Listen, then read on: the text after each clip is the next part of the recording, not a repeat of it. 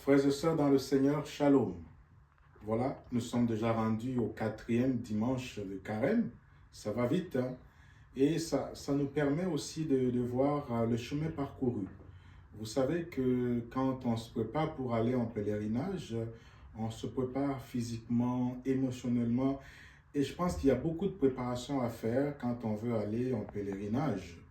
Et durant ce pèlerinage, il se peut que nous puissions rencontrer des obstacles, des épreuves. Mais sommes-nous prêts à continuer ce pèlerinage? Ou bien on se dit, bon, moi je m'arrête là, je ne continue plus. Mais je pense que quand on va en pèlerinage, il faut aussi accepter toutes les épreuves qu'on peut rencontrer parce que ça nous permet davantage de découvrir des choses. Et puis en même temps, on peut apprendre de ces épreuves-là qu'on a vécues durant le pèlerinage. En même temps, ça nous permettra de vivre des conversions, hein, des conversions qui nous amèneront aussi à faire des choix éclairés par l'Évangile, par la parole de Dieu, mais aussi éclairés par la rencontre que nous aurons entre les frères et sœurs qui seront avec nous lors du pèlerinage. En même temps, frères et sœurs bien-aimés, lorsqu'on est dans un pèlerinage, c'est aussi le temps de prier. On prie pas seulement pour des prières communes, mais aussi ce cœur à cœur avec Dieu, cette rencontre avec Dieu, ce dialogue avec Dieu, parce que on sait que la prière, hein, c'est un dialogue avec Dieu à travers le chant. On peut chanter, on dit que chanter c'est prier 2 fois, ou à travers une prière silencieuse, une méditation, ça nous permet en fait d'avoir des forces neuves pour être capables de continuer notre pèlerinage. Souvenez-vous hein, de Jésus lorsqu'il est parti au désert, 40 jours, 40 nuits, il a été tenté au désert, mais il a su vaincre toutes ces tentations d'abord grâce à sa prière, il s'adressait à son Père, mais ensuite grâce à la parole de Dieu, la parole qui a permis de vaincre les tentations du démon et d'en sortir victorieux. Et en fait aussi, il y a autre chose. En ce 4e dimanche de Carême, nous sommes invités à la confession. Le pèlerin est en confession.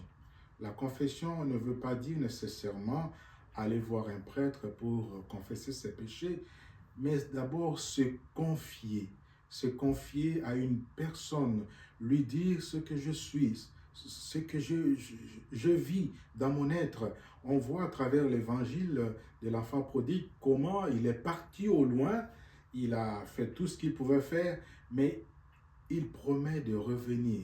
Il prend la décision de revenir vers son Père et de lui dire tout ce qu'il avait à dire. Se confesser, c'est-à-dire déclarer ce qu'on a vécu dans sa vie et qu'on veut confier ça à une personne. Ça prend aussi la confiance. Hein? Si on veut confier nos secrets, nos fragilités à une personne, si on n'a pas confiance en cette personne, c'est très difficile de se confier en cette personne. D'où se confesser, c'est aussi se confier à Dieu.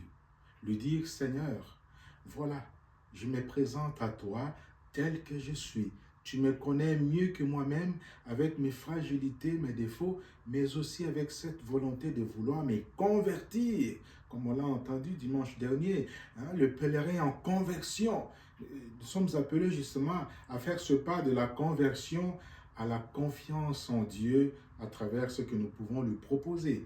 Eh bien, frères et sœurs, être en pèlerinage, ça nous prend beaucoup d'énergie, ça nous prend beaucoup de force. Alors, quand on se confie à quelqu'un, il est capable de nous écouter, capable aussi de nous dire ce qu'il pense, et ça nous permet aussi de retrouver de nouvelles forces pour reprendre le chemin, pour continuer notre chemin de pèlerinage. Alors, c'est ce que je souhaite à chacun, à chacune de vous.